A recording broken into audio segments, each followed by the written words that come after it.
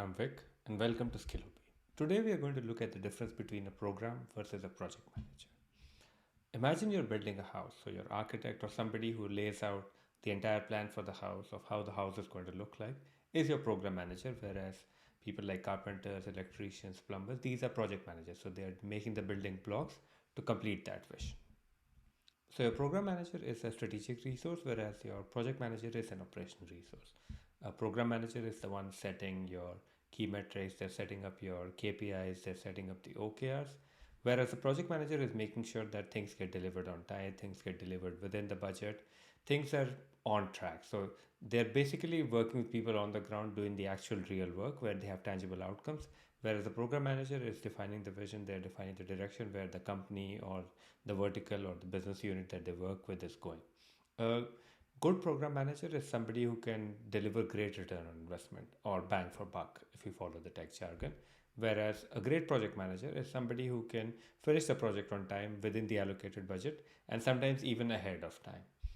In every organization, different projects will become part of a bigger program. So, in the example that I have here, we have two separate programs, program one and two.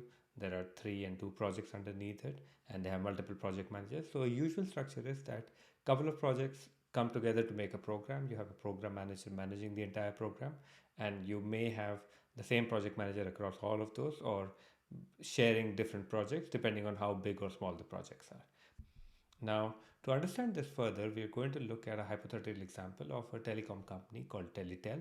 And they've recently had a data breach, which they've sort of recovered from, but now they're seeing that there is a drop in the new signups for their service, and they're also seeing existing customers starting to churn. So they want to figure out how to address this problem and what to do about it. Programs will have a catchy name or they'll have an acronym which stands for something else. So in the case of Teletel, they've used an acronym RCT, which stands for Regain Customer Trust. So they, when in the next year or two, they want to make sure that no more breaches happen in the future. That if a breach happens, they are able to limit what information is stolen. If there's a breach that happens, they're able to work out what the customer support teams need to do and how they need to handle customers, what needs to be offered to them. So those are sort of the actions that they've learned from the current problem, and they're making sure that they make enough change to make sure that they've regained the customer trust, they're avoiding or reducing the churn as much as possible, and new customer signups are back to where they were before all of this happened. So some sample projects in a scenario like this could be for the security team to figure out how to make their backend servers more secure so data cannot be stolen even if a hacker gets into the network, or checking how your emails and Slack or Teams conversations happen so that the employees within the company are not vulnerable to phishing attacks. Or you could have a tiger team set up for your customer support team so that they know how to respond to these queries if any of these were to happen, or have a PR or marketing team. So as you can see, this is one single program, but it touches upon different functions, different business units within the company. So we now come to the end of the video.